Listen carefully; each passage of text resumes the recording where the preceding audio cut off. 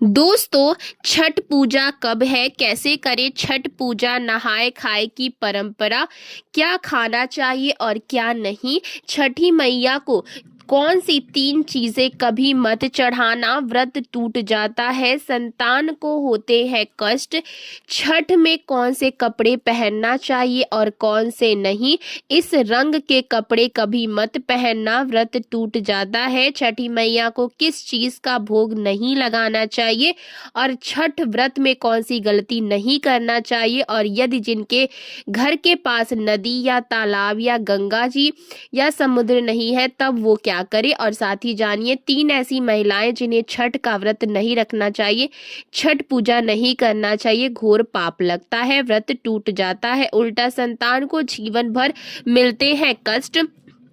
और यदि छठ पूजा में ये कार्य कर लिया, ये उपाय कर लिया, तो आपको दुनिया की कोई भी ताकत करोड़पति होने से नहीं रोक पाएगी। दोस्तों, हिंदी पंचांग के अनुसार छठ हर वर्ष कार्तिक मास के शुक्ल पक्ष की षष्ठी यानी छठी तिथि पर मनाया जाता है। ये हमेशा दीपावली के 6 दिन बाद पड़ता है, जो नहाए खाए की परंपरा से प्रारंभ होता है। ये व्रत करने वाले व्रतधारी 36 घंटे तक निर्जला व्रत रखते हैं, जिसके बाद छठी मैया की आराधना और सूर्य देव को अर्घ्य देने के बाद इस व्रत का समापन किया जाता है।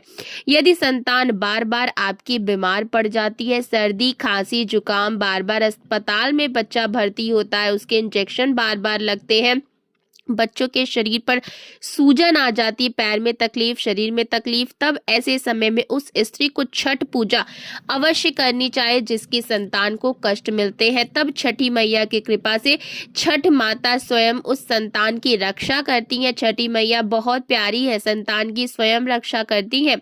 छठी माता का हृदय इतना कोमल है जिसकी आप कल्पना भी नहीं कर सकते। खासकर संतान दीर्घायु होती है, परिवार खुशहाल होता है, जीवन भर इतना सुख घर में बरसता है जिसकी आप कल्पना भी नहीं कर पाएंगे।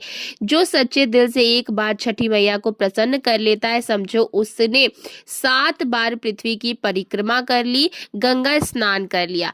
छठ पूजा 2025 शुभ मुहूर्त कार्तिक मास के शुक्ल पक्ष की षष्ठी तिथि अक्टूबर 2025 को सुबह 6:04 से शुरू होगी और 28 अक्टूबर 2025 को सुबह 7:59 पर समाप्त होगी। दोस्तों, सबसे पहले हम ये जानते हैं कि ऐसी कौन सी 3 महिलाएं हैं जिन्हें छठ पूजा नहीं करनी चाहिए, लगता है घोर पाप और व्रत टूट जाता है। हम ये भी बताएंगे माता को क्या चढ़ाना चाहिए, क्या नहीं, खाने में क्या खाना चाहिए और क्या नहीं, इस वीडियो में बारी बारी जानकारी बताएंगे, तो अंत तक बने रहिएगा।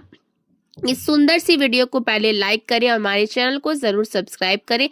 सच्चे दिल से कमेंट सेक्शन में जरूर लिखिए जय हो छठी मैया की। छठी मैया स्वयं अपनी संतान की रक्षा करेंगे, आपके घर में छठी मैया खुद चलकर आएंगी, माँ का वास होगा। दोस्तों, छठ पूजा का व्रत ऐसी महिलाएं गलती से भी ना रखें, अन्यथा आपके संतान की मृत्यु हो सकती है, पति पर भारी संकट आ सकते हैं। ऐसी महिलाएं छठ पूजा से दूर रहें। मान्यता है कि छठ पूजा के दौरान पूजी जाने वाली यह माता सूर्य भगवान की बहन, इसीलिए लोग सूर्य को अर्घ देकर छठी मैया को प्रसन्न करते हैं। वहीं धर्मशास्त्र और पुराणों में माँ दुर्गा के छठे रूप कात्यायनी देवी को भी छठ माता का रूप ही माना जाता है। छठ मैया को संतान देने वाली माता के नाम से भी जाना जाता है। मान्यता है कि यह पर्व संतान के लिए मनाया जाता है, वहीं सभी अपने बच्चों की सुख शांति के लिए मनाते हैं। लेकिन क्या आप जानते हैं कुछ ऐसी महिलाएं भी हैं जिन्हें छठ पूजा का व्रत गलती से भी नहीं रखना चाहिए।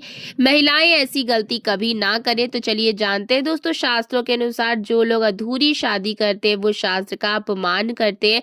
अधूरी शादी जैसे कि कोर्ट मैरिज और शादी के बिना ही संतान की उत्पत्ति कर देना सबसे बड़ा पाप है।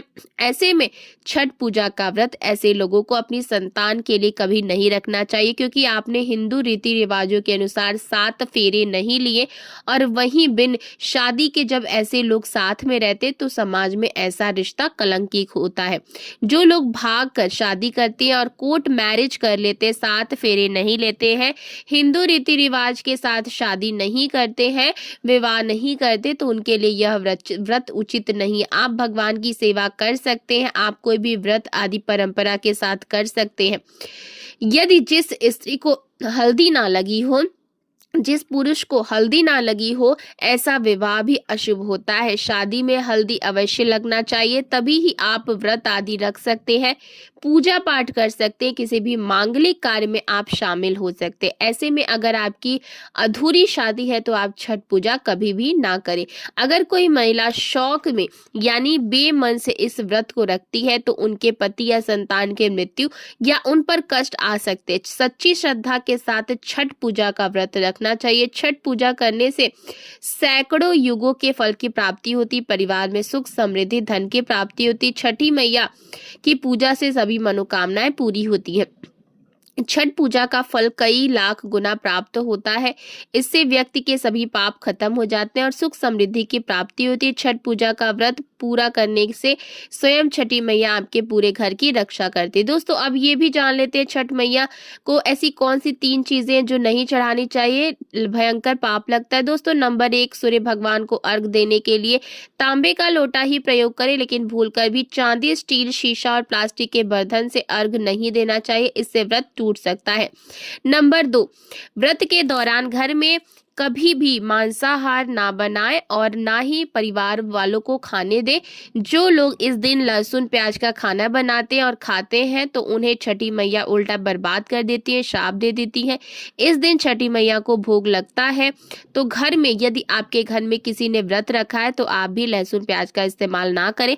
मान लीजिए छठ व्रत आपकी बहन ने रखा है और आप दूर भी रहते हैं, तब भी आप लहसुन प्याज ना खाएं, नहीं तो व्रत टूट सकता है। दोस्तों नंबर 3, छठी मैया का प्रसाद बहुत ही शुद्धता के साथ बनाया जाता है। उनका प्रसाद हमेशा ऐसे चूल्हे पर बनाए जिसे ताजा लेप गया हो।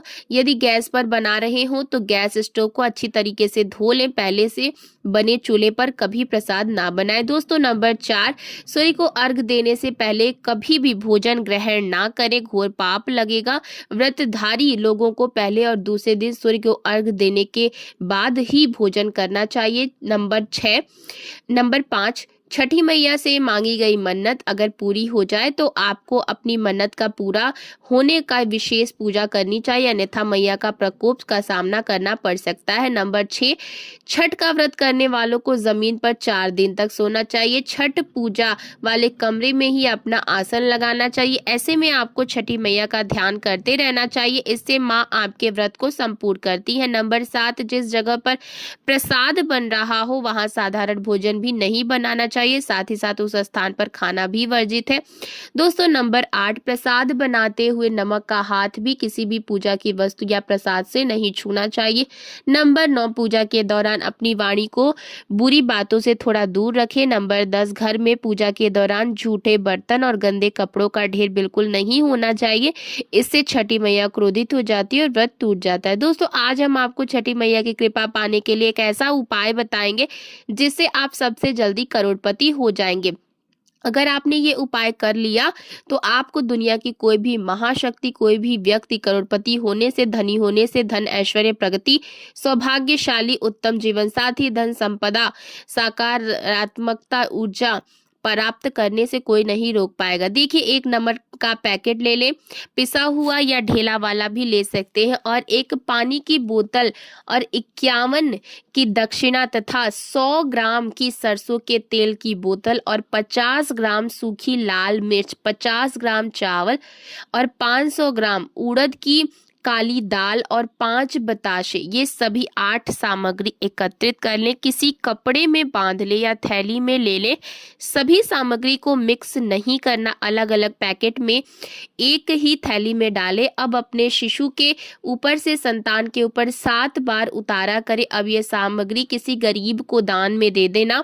मैं छठी मैया की सौगंध खाती हूँ कि यदि आपका बच्चा स्वस्थ ना हो जाए तो फिर कहना, आप धनी ना हो जाए तो मुझे बताना, आपका भाग्य ना बदल जाए तो कहना, यदि आप व्यापारी हैं तो आपका व्यापार 100 गुना बढ़कर चलेगा, यदि आप स्टूडेंट हैं तो आपका मन पढ़ाई में खूब लगेगा, सरकारी जॉब लगेगी, संतान की प्राप्ति होगी, विवाह में देरी हो रही हो तो वो भी पूरी हो जाती है। यदि बीमार व्यक्ति आपके घर में कोई हो और खाट पर पड़ा हो तो उस बीमार व्यक्ति के ऊपर से 7 बार उतार कर दान दे देना, वो तुरंत ठीक हो जाएगा।